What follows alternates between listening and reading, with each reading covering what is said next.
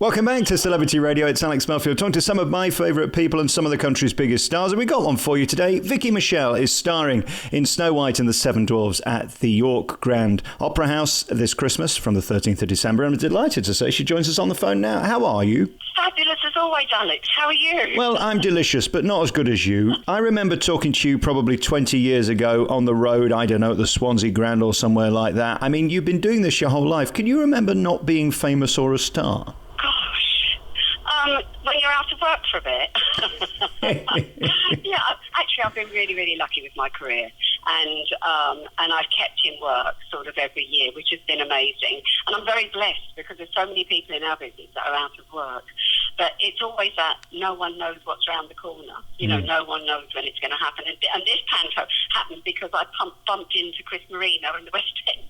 And he went, "Are you doing that?" I went, "No." Did you want to do that? I went, "Yeah."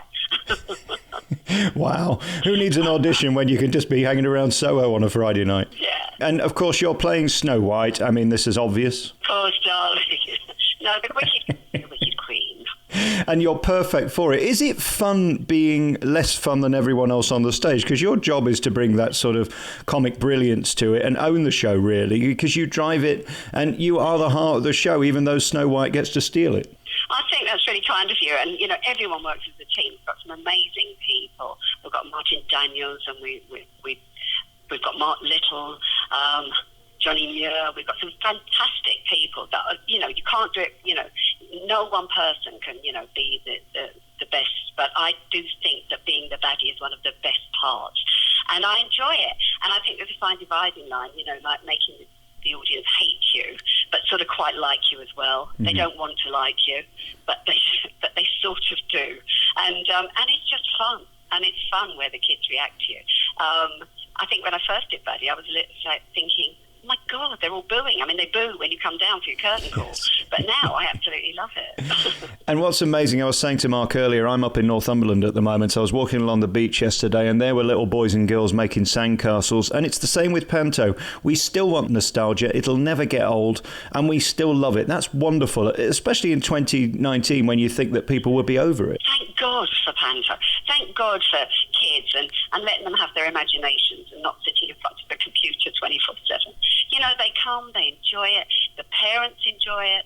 I think sometimes it's the parents that could do with, you know, they're booing at the stage or cheering, and they get rid of all of the angst they've got, all of the lead up to Christmas, and have a really thoroughly good time. And it's such a joy seeing the kids' faces, believing the characters on stage.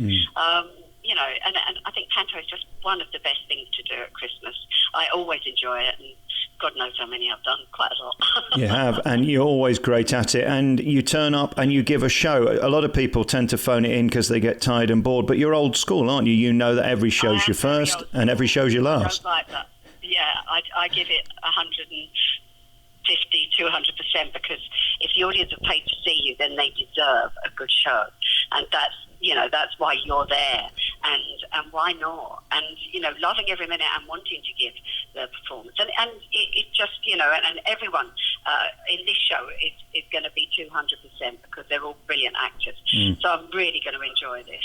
And then we look at you generally. I mean, I've said to you before, it's so wonderful that the 70s delivered us some legends and icons and stars that we're never going to fall out of love with. There's you and Pollard and people like that. It was an amazing... I was with Pollard the other day. Were you? Yeah, she's fab. I love her. She's brilliant. Yeah, I mean, I just saw her the other week. She's going into a show on tour, Hot Flush. Yeah, I just finished Hormonal Housewives. Well, I was going to say there's similarities, aren't there? There was a naughtiness about the 70s that we love, and we've got such fondness for you. It was a great time, and no better decade for the sitcom. No, I think you're absolutely right. And it's still, you know, it's on Dave, it's on Yesterday, Allo Allo, and people are still watching it in their millions, and you're thinking, this is amazing, and the legacy goes on. And, you know, we sold to over 80 countries, so not just here. And, you know, I go abroad and people, you know, they recognise you, which is such a brilliant, and also it's a brilliant show to be in. It makes you laugh out loud. And I think that's the trouble. There are some good comedies out there, but you have to have the comedies that make you laugh out loud. And the writers were brilliant. Jeremy Lloyd and David Croft, just fantastic writers. Yeah, they were geniuses. Again, though, I wonder whether it would be made today because we're so worried about offending. There was none of that, was it? Funny was funny back then. I'm so bored with politically correct. I'm worried to talk to anyone. I think true. no one's going to talk to anyone, Alex, because they're all frightened of saying the wrong thing. Yeah. And I think there's political correctness and having fun. And I think that it was like David Cross said, because I was in Allo Allo and it was a send-off of the war, which was, difficult for the BBC to say, yeah, go ahead. But it worked. And he said, we send up everyone, Vicki. And he described us. He went, the Germans are kinky, the French are randy, and the English are stupid. And that's how he wrote for us. Well, judging by what's going on in Parliament this week, they might not have been too wrong. Oh, my goodness.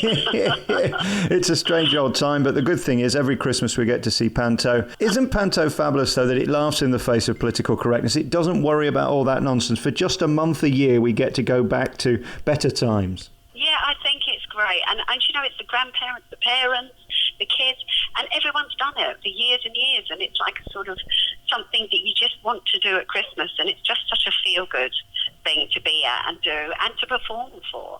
So I'm just going to look forward. And York is beautiful. So I'm so looking forward to being here again.